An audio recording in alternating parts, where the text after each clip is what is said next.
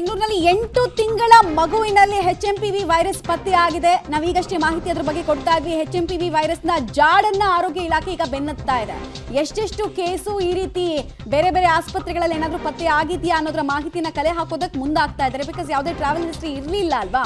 So 2 ಕ್ಲಾರಿಟಿಗಳು ಆರೋಗ್ಯ ಇಲಾಖೆಗೆ ತತ್ಕ್ಷಣಕ್ಕೆ ಬೇಕು. ಒಂದು, ಈಗಾಗಲೇ ಅಲ್ಲಿ ಆರ್ಭಟಿಸ್ತಾರೆ, ಬೇರೆ ದೇಶಗಳಲ್ಲಿ ಆರ್ಭಟಿಸ್ತಾ ಇರುವಂತಹ ವೇರಿಯಂಟೇ ಇಲ್ಲೂ ಕೂಡ ಕಾಣಿಸ್ಕೊಂಡಿರೋದಾ, ಅಥವಾ ಈ ಹಿಂದೆ ಎಕ್ಸಿಸ್ಟ್ ಆಗ್ತಾ ಇದ್ದಂತಹ ವೈರಸ್ನ ವೇರಿಯಂಟೇ ಇದಾ ಅನ್ನೋದನ್ನ ನೋಡ್ಬೇಕಾಗತ್ತೆ. ಮತ್ತೆ ಎರಡನೇದಾಗಿ ತುಂಬಾ ಜನಕ್ಕೂ ಕೂಡ ಇತ್ತೀಚೆಗೆ ವೈರಲ್ ಫೀವರ್ಗಳೆಲ್ಲ ಆಗ್ತಾ ಇರುತ್ತೆ. ತುಂಬಾ ಜನ ಉಸಿರಾಟಕ್ಕೆ ಸಂಬಂಧಪಟ್ಟಂತೆ ಕೂಡ ಟೆಸ್ಟ್ಗಳನ್ನ ಮಾಡಿಸಿರ್ತಾರೆ.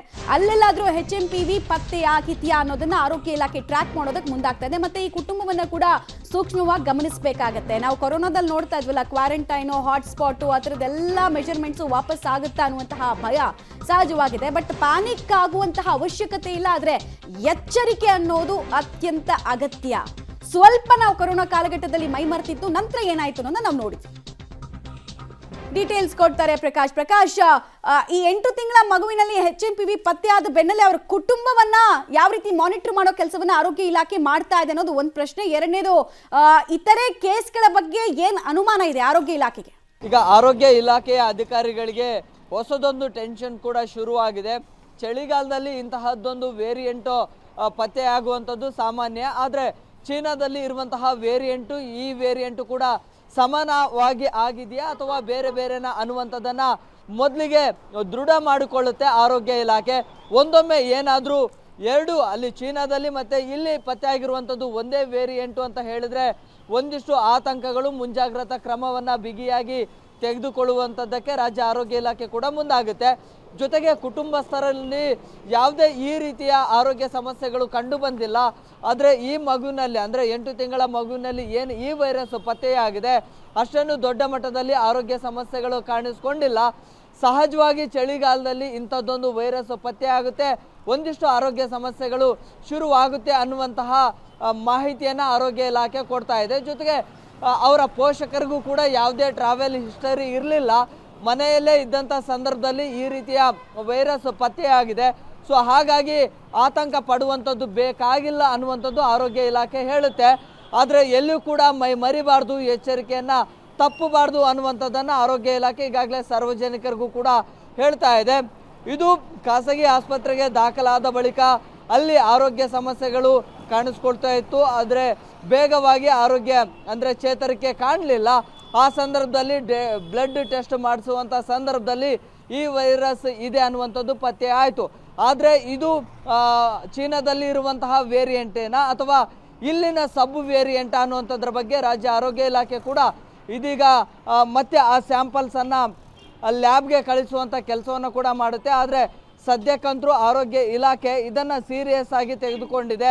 ಅಲ್ಲಿರುವಂತಹ ವೇರಿಯಂಟ್ ಇಲ್ಲಿನೂ ಕೂಡ ಪತ್ತೆಯಾದರೆ ಬೇರೆ ಬೇರೆ ಭಾಗಗಳಲ್ಲಿ ಸ್ಪ್ರೆಡ್ ಆಗುವಂತಹ ಚಾನ್ಸಸ್ ಇರುತ್ತೆ.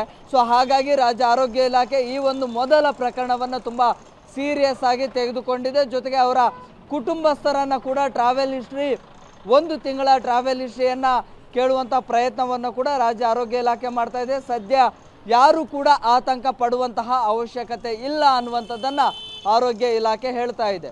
ಹಾಗೆ ಸಂಪರ್ಕದಲ್ಲಿರಿ ಪ್ರಕಾಶ್, ನಿಮ್ಮ ಜೊತೆ ಮತ್ತೆ ನಾನು ಮಾತನಾಡ್ತೀನಿ. ಸೊ ಒಟ್ಟಾರೆ ನಿಮ್ಮ ಎಚ್ಚರಿಕೆನಲ್ಲಿ ನೀವಿರಿ, ಯಾವುದೇ ಕಾರಣಕ್ಕೂ ನೆಗ್ಲೆಕ್ಟ್ ಮಾಡಬೇಡಿ. ಸರ್, ಇದು HMPV ವೈರಸ್ ಏನಾದರೂ ಕಾಣಿಸ್ಕೊಂಡಿದೆ ಸರ್ ರಾಜ್ಯದಲ್ಲಿ? ಈಗ ಅದು ಏನ್ ಹೇಳ್ತಾರೆ, ಅದು ಒಂದು ನೋನ್ ಸ್ಟ್ರೇನ್ ಇದೆ. ಓಕೆ. ಅದು ಕಾಣ್ತಾ ಇರತ್ತೆ ಈ ಸೀಸನ್ ಅಲ್ಲಿ, ಕೆಲವು ಕೇಸಸ್ ಬರುತ್ತೆ. ಓಕೆ. ಈಗಾಗಲೇ ನೋನ್ ಸ್ಟ್ರೇನ್ ಇದೆ. ಯಾವುದು ಇನ್ಫ್ಲೂಯೆನ್ಸಾ ಕೇಸಸ್ ಬರ್ತವೆ, ಓಕೆ, ಅದರಲ್ಲಿ ಈ ನೋನ್ ಸ್ಟ್ರೇನ್ ಪ್ರಕಾರ ಏನು 0.8% ಕೇಸಸ್ ಓಕೆ HMPV ಸ್ಟ್ರೇನ್ದು ಕಾಣ್ತಾ ಇರ್ತವೆ. Okay sir. ಈಗ ಅದು ನೋನ್ ಸ್ಟ್ರೇನ್, ಅದು ಏನಂತ ಏನು ಡೇಂಜರಸ್ ಅಥವಾ ಅಲಾರ್ಮಿಂಗ್ ಅಲ್ಲ. ಹೌದು ಸರ್. ಈಗ ಯಾವ್ದು ಕಾಣಿಸ್ಕೊಂಡಿದೆ ಅದು ನೋನ್ ಸ್ಟ್ರೇನ್. ಓಕೆ. ಯಾರಿಗೆ ಕಾಣಿಸ್ಕೊಂಡಿದೆ? ಯಾರಿಗೆ ಕಾಣಿಸ್ಕೊಂಡಿದೆ ಸರ್? ಅದು ಈಗ ಇದು ರಿಪೋರ್ಟ್ ಆಗ್ತಾ ಇರತ್ತೆ. ಇಲ್ಲಿ ಈಗ ನಿನ್ನೆಯಿಂದ ಇದು ಒಂದು ಹೇಳ್ತಾ ಇದ್ದಾರೆ, ಬ್ಯಾಪ್ಟಿಸ್ಟ್ ಹಾಸ್ಪಿಟಲ್ ನಲ್ಲಿ ಒಂದು ಬೇಬಿಗೆ, ಆ ಬೇಬಿದು ಏನು ಟ್ರಾವೆಲ್ ಹಿಸ್ಟ್ರಿ ಇಲ್ಲ, ಏನಿಲ್ಲ. ಓಕೆ. ಸೊ ಮತ್ತದು ನೋನ್ ಸ್ಟ್ರೇನ್ ಇದೆ. Okay sir. ವರಿ ಇರೋದು ಈಗ ಅನ್ನೋನ್ ಸ್ಟ್ರೇನ್ ಇದ್ರೆ, ಆತರ ಯಾವ್ದು ಕಾಣಿಸ್ಕೊಂಡಿಲ್ಲ. Okay sir. ಅನ್ನೋನ್ ಸ್ಟ್ರೇನ್ ಅದೇ ಹೇಳ್ತಾರೆ, ಯಾವ್ದು ಚೈನಾದ್ದು ವರಿಸಮ್ ಸ್ಟ್ರೇನ್ ಇದೆ. Okay sir. First of all ಅದ್ರ ಬಗ್ಗೆ ಕನ್ಫರ್ಮೇಶನ್ ಇಲ್ಲ. ಓಕೆ. WHO ಮತ್ತು ಅವ್ರು ಎಲ್ಲಿ ಅವರಂತ ಸರ್, ವಾಸ ಎಲ್ಲಿದ್ರು ಸರ್ ಮಗು ಕಾಣಿಸ್ಕೊಂಡಿರೋದು? ಬೆಂಗಳೂರಿನವರೇನೆ ಸರ್ ಅವರು? ಬ್ಯಾಂಗ್ಳೂರ್. ಹೌದು. ಒಂದೇ ಕೇಸ ಸರ್ ಬಂದಿರೋದು ಈಗ ಸದ್ಯಕ್ಕೆ? ಇಲ್ಲ, ಈಗ ಇದು ಈ ರೀತಿದು ಹೇಳಿದ್ದಾರೆ, ಬರ್ದಿದೆ ಅಂತ. ಬಟ್ ಆ ವರದಿ ಪ್ರಕಾರ, ನಮ್ಮ ಎಕ್ಸ್ಪರ್ಟ್ಸ್ ಹೇಳಿದ ಪ್ರಕಾರ ಈ ತರ ಕಾಣಿಸ್ಕೊಳ್ತಾ ಇರತ್ತೆ ನಾನ್ ಸ್ಟ್ರೇನ್ದು. ಓಕೆ. ಸೊ ಅದಕ್ಕೆ ಅವರು ಡೇಟಾ ಕಲೆಕ್ಟ್ ಮಾಡಿ ಹೇಳ್ಬಹುದು, ಅದು ಎಷ್ಟೆಷ್ಟು ಕಡೆ ಇದನ್ನು ಒಂದು ಚೆಕ್ ಮಾಡಿಸ್ತೇನೆ ನಾನು ಅವರಿಂದ, ಇನ್ನು ಎಷ್ಟು ಕಾಣಿಸ್ಕೊಂಡಿದೆ, ಯಾಕಂದ್ರೆ ರೆಗ್ಯುಲರ್ ಇರೋದ್ರಿಂದ. Thank you sir. ಅವ್ರು ಹೇಳೋ ಪ್ರಕಾರ ನೋನ್ ಸ್ಟ್ರೈನ್ ಅಂದರೆ ಗೊತ್ತಿರುವಂಥದ್ದು, ಪರಿಚಿತನೇ. ಅಪರಿಚಿತ ಅಂತ ಏನಲ್ಲ ನಮ್ಮ ದೇಶಕ್ಕೆ. ಸಾಮಾನ್ಯವಾಗಿ ಚಳಿಗಾಲದಲ್ಲಿ ಇದು ಕಾಣಿಸ್ಕೊಳ್ತಾ ಇರುತ್ತೆ. ಬಟ್ ಇನ್ನೊಂದು ಅಪವಾದ ಇದೆ, ಏನಂದರೆ ಬೇರೆ ಬೇರೆ ದೇಶದವರು ಚೀನಾನ ಮಾಹಿತಿ ಕೇಳ್ತಾ ಇದ್ದಾರಂತೆ. ನಿಮ್ಮಲ್ಲಿ ಕಾಣಿಸ್ಕೊಂಡಿರ್ತಕ್ಕಂಥ ಸ್ಟ್ರೇನ್ ಯಾವುದು, ಅದು ಬಂದಾಗ ಅದರ ಗುಣಲಕ್ಷಣಗಳೇನು, ಸಿಂಪ್ಟಮ್ಸ್ ಏನು, ಎಲ್ಲ ಮಾಹಿತಿಗಳನ್ನ ಕೊಡಿ ಅಂತಂದ್ರೆ ಅವ್ರು ಕೊಡ್ತಾ ಇಲ್ಲ. ಏನು ತುಂಬ ಗೌಪ್ಯವಾಗಿ ಇಡ್ತಾ ಇದ್ದಾರೆ. ಇದೇ ಚೀನಾದವ್ರು ಮಾಡ್ತಾ ಇರೋ ಎಡವಟ್ಟು. ಇಡೀ ಜಗತ್ತಿಗೆ ಮಾಹಿತಿಯನ್ನು ಹಂಚ್ಕೊಂಬಿಟ್ರೆ ಆಯಾ ದೇಶದವರು ಪ್ರಿಕಾಷನ್ಸ್ ತಗೊಳ್ಳೋದಕ್ಕೆ ಅನುಕೂಲ ಆಗುತ್ತೆ. ಬಟ್ ಆ ಕೆಲಸ ಇವ್ರು ಮಾಡ್ತಾ ಇಲ್ಲ ಚೀನಾದವರು ಅಂತಕ್ಕಂಥ ಒಂದು ಆರೋಪ ಇದೆ. ಬಟ್ ಇವ್ರು ಹೇಳೋ ಪ್ರಕಾರ, ವೈದ್ಯರು ಹೇಳೋ ಪ್ರಕಾರ, ನೀವು ಸರಿಯಾಗಿ ಜ್ವರ ಬಂದವರಿಗೆ, ಅಂದರೆ ಈ ಕೋಲ್ಡ್ ರಿಲೇಟೆಡ್ ಫೀವರ್ ಬಂದವರಿಗೆ ನೀವು ಚೆಕ್ ಮಾಡಿದಾಗ ಬರುತ್ತೆ. ಅದೇ 0.8% ಅಂತ ಏನೋ ಹೇಳಿದ್ರು. 0.8% ಅಂದರೆ ನಿಮಗೆ 100ರಲ್ಲಿ ಒಬ್ರಿಗೂ ಕಾಣಿಸ್ಕೊಳ್ಳಲ್ಲ ಬಿಡಿ, ಅದು ಬೇರೆ ವಿಚಾರ. 1000 ಜನ ಮಾಡಿದ್ರೆ ಒಂದು 8 ಜನಕ್ಕೆ ಅದು ಕಾಣಿಸ್ಕೊಳ್ಬೋದು ಅಂತ. ಬಟ್ ಅದೇನು ತುಂಬ ಹಾರ್ಮ್ಫುಲ್ ಅಂತ ಏನಿಲ್ಲ. ನಿಮಗೆ ಅದು ಕಾಣಿಸ್ಕೊಳ್ಳುತ್ತೆ. ಅದು ಕರೆಕ್ಟಾಗಿ ನಿಮಗೆ ಸ್ಪೆಸಿಫಿಕ್ ಟ್ರೀಟ್ಮೆಂಟನ್ನು ಕೊಟ್ಟರೆ, ಸ್ಪೆಸಿಫಿಕ್ ಅಂದರೆ ಅದಕ್ಕಲ್ಲ, ಈಗ ಕೋಲ್ಡ್ಗೆ, ಕಾಫ್ಗೆ ಮತ್ತು ಜ್ವರಕ್ಕೆ, ಲಂಗ್ಸ್ ಕಂಜೆಷನ್ಗೆ, ಇದಕ್ಕೆಲ್ಲ ಟ್ರೀಟ್ಮೆಂಟ್ ಕೊಟ್ಟರೆ ಅದು ಅದ್ರ ಪಾಡ್ಗೆ ಅದು ಕ್ಯೂರ್ ಆಗುತ್ತೆ. ರೆಗ್ಯುಲರ್ ಫೀವರ್ಗಿಂತ 1-2 ದಿನ ಜಾಸ್ತಿ ಇರ್ಬೋದು ಅಷ್ಟೇ ಅಂತ ಹೇಳ್ತಾ ಇದ್ದಾರೆ. ಹಾಗಾಗಿ ಯಾರೂ ಆತಂಕ ಪಡುವಂತಹ ಅಗತ್ಯ ಇಲ್ಲ. ಬಟ್ ನನ್ನ ಪ್ರಕಾರ ಆರೋಗ್ಯ ಇಲಾಖೆಗೆ ಇದೊಂದು ದೊಡ್ಡ ಚಾಲೆಂಜ್ ಇದೆ.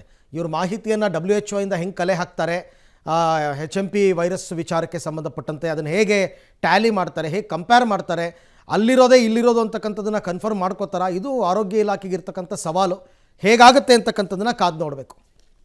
ಈ ಬಗ್ಗೆ ಕೂಡ ಮತ್ತಷ್ಟು ಮಾಹಿತಿ ನನ್ನ ಕೊಲೀಗ್ ಪ್ರಕಾಶ್ ಅವರಿಂದ ಪಡ್ಕೊಳ್ಳೋಣ. ಪ್ರಕಾಶ್, ಈಗಷ್ಟೇ ವೈದ್ಯರೊಬ್ಬರು ಮಾತಾಡ್ತಾ ಇದ್ದದನ್ನು ಕೇಳಿಸ್ಕೊತಾ ಇದ್ವಿ. ಅವ್ರು ಹೇಳ್ತಾ ಇದ್ದಾರೆ ಇದು ನೋನ್ ಸ್ಟ್ರೈನ್, ಅಂದರೆ ಇದು ಪರಿಚಿತ, ಮೊದಲಿಂದನೂ ಇರ್ತಕ್ಕಂಥದ್ದೇ ಅಂತ. ಹಾಗಾಗಿ ಏನು ಆತಂಕಕ್ಕೆ ಒಳಗಾಗೋ ಸಾಧ್ಯತೆ ಏನಿಲ್ಲ ಈ ಸರ್ತಿ ಅಂತ ಅನ್ಸುತ್ತೆ ನನಗೆ. ಸಹಜವಾಗಿ ಒಂದೊಂದು ವೇರಿಯಂಟು ಒಂದೊಂದು ಸ್ವರೂಪವನ್ನು ಪಡೆದುಕೊಳ್ಳುತ್ತೆ. ಆರಂಭದಲ್ಲಿ ಕೊರೋನಾ ಸಂದರ್ಭದಲ್ಲಿ ಓಮಿಕ್ರಾನ್, ಡೆಲ್ಟಾ ಜೊತೆಗೆ ಬ್ರಿಟನ್ ವೈರಸ್ಗಳು ಆರಂಭದ ಸೌಮ್ಯ ಸ್ವಭಾವದ ಗುಣಲಕ್ಷಣಗಳನ್ನು ಹೊಂದಿದ್ವು. ಅದಾದ ನಂತರ ಅದರ ಸ್ವರೂಪನೇ ಬದಲಾಯಿತು. ವಿಪರೀತ ತಲೆನೋವು ಜೊತೆಗೆ ಅತಿಯಾದಂತಹ ಜ್ವರ, ಅದು ಬೇರೆ ಬೇರೆ ಆಯಾಮಗಳಿಗೆ ಕನ್ವರ್ಟ್ ಆಗಿ ಆರೋಗ್ಯದ ಮೇಲೆ ಸಾಕಷ್ಟು ಪರಿಣಾಮಗಳನ್ನು ಬೀರಿದ್ವು. ಸೊ ಇದು ಭಾರತದಲ್ಲಿ ಇರುವಂತಹ ವೇರಿಯಂಟೇ, ಆದರೆ ದೊಡ್ಡ ಮಟ್ಟದ ಎಫೆಕ್ಟ್ ಏನು ಕೂಡ ಮಾಡಿರಲಿಲ್ಲ. ಆದರೆ ಈಗ ಚೀನಾದಲ್ಲಿ ಆತಂಕ ಸೃಷ್ಟಿ ಮಾಡಿರುವಂಥದ್ದು ಕೂಡ ಇದೇ ವೇರಿಯಂಟೇ. ಈ ವೇರಿಯಂಟ್ ಏನಾದರೂ ಇಲ್ಲಿ ಕೂಡ ಒಂದೊಮ್ಮೆ ಏನಾದರೂ ಬೇರೆದೇ ಸ್ವರೂಪವನ್ನು ಪಡೆದುಕೊಂಡ್ರೆ, ಬೇರೆದೇ ಸ್ವಭಾವಗಳನ್ನು ಹುಟ್ಟು ಹಾಕಿದರೆ ಆರೋಗ್ಯದ ಮೇಲೆ ಎಷ್ಟು ಇದು ಪರಿಣಾಮಕಾರಿ ಆಗುತ್ತೆ ಅನ್ನುವಂಥದ್ದನ್ನು ಇದೀಗ ತಜ್ಞ ವೈದ್ಯರು ಕೂಡ ಇದನ್ನು ಮತ್ತೆ ಸಂಶೋಧನೆ ಮಾಡಲಿಕ್ಕೂ ಕೂಡ ಮುಂದಾಗ್ತಾರೆ. ಜೊತೆಗೆ ಆರೋಗ್ಯ ಇಲಾಖೆ ಕೂಡ ಇದರ ಬಗ್ಗೆನೇ ಜಾಸ್ತಿ ಕಾನ್ಸಂಟ್ರೇಟ್ ಮಾಡುತ್ತೆ. ಇದು ಆರಂಭದಲ್ಲಿ ಯಾವುದೇ ಎಫೆಕ್ಟನ್ನು ಮಾಡದಿದ್ರೂ ಕೂಡ ಆರೋಗ್ಯದಲ್ಲಿ ಏನಾದರೂ ತೀವ್ರನಾಗಿ ಜ್ವರ ಕಾಣಿಸ್ಕೊಂಡ್ರೆ ಅಥವಾ ಬೇರೆ ಲಕ್ಷಣಗಳೇನಾದರೂ ಕಾಣಿಸ್ಕೊಂಡ್ರೆ ಮುಂದಿನ ದಿನಗಳಲ್ಲಿ ಆರೋಗ್ಯದ ಮೇಲೆ ಇದು ಎಷ್ಟರ ಮಟ್ಟಿಗೆ ಪರಿಣಾಮ ಬೀರಬಹುದು ಅನ್ನುವಂಥದ್ರ ಬಗ್ಗೆ ತಜ್ಞ ವೈದ್ಯರುಗಳ ತಂಡವನ್ನು ನೇಮಕ ಮಾಡಿಕೊಂಡು ವರದಿ ತರಿಸ್ಕೊಳ್ಳುವಂಥದ್ದು ಕೂಡ ಮಾಡುವಂತಹ ಸಾಧ್ಯತೆಗಳಿದೆ. ಅವ್ರಿಗಿರುವಂಥದ್ದು ಕೂಡ ಇದೇ ಭಯ. ಆರಂಭದಲ್ಲಿ ಯಾವುದೇ ದೊಡ್ಡ ಮಟ್ಟದ ಎಫೆಕ್ಟ್ ಮಾಡಲಿಲ್ಲ ಅಂತ ಹೇಳಿದ್ರು ಕೂಡ ಮುಂದಿನ ದಿನಗಳಲ್ಲಿ ಇದನ್ನ ಹೇಗೆ ಸ್ಪ್ರೆಡ್ ಆಗುತ್ತೆ, ಅದನ್ನು ಹೇಗೆ ತಡೆಗಟ್ಟಬಹುದು ಅನ್ನುವಂಥದ್ರ ಬಗ್ಗೆ ಈಗ ರಾಜ್ಯ ಆರೋಗ್ಯ ಇಲಾಖೆ ಕೂಡ ಇದೀಗ ಕಾನ್ಸಂಟ್ರೇಟ್ ಮಾಡ್ತಾ ಇರುವಂಥದ್ದು. ರೈಟ್, ಥ್ಯಾಂಕ್ ಯು ಪ್ರಕಾಶ್ ತಮ್ಮೆಲ್ಲ ಮಾಹಿತಿಗೆ. ಟ್ರಾವೆಲ್ ಹಿಸ್ಟ್ರಿ ಇಲ್ಲದಿದ್ರು ಕಾಣಿಸ್ಕೊಳ್ಳುತ್ತೆ ಅಂತಂದರೆ ಏನು ಚೀನಾದಿಂದನೇ ಬರಬೇಕು ಅಂತ ಇಲ್ವಲ್ಲ. ಸೊ ಹಾಗಾಗಿ ಅಂದರೆ ಚೀನಾ ವೇರಿಯಂಟೇ ಇಲ್ಲಿ ಕಾಣಿಸ್ಕೊಂಡಿದೆ ಅಂತಲೂ ಕ್ಲಾರಿಫಿಕೇಷನ್ ಇಲ್ಲ. ಬಟ್ ನೋಡೋಣ ಹೇಗಿದು ಡೆವಲಪ್ ಆಗ್ತಾ ಹೋಗುತ್ತೆ ಅಂತ.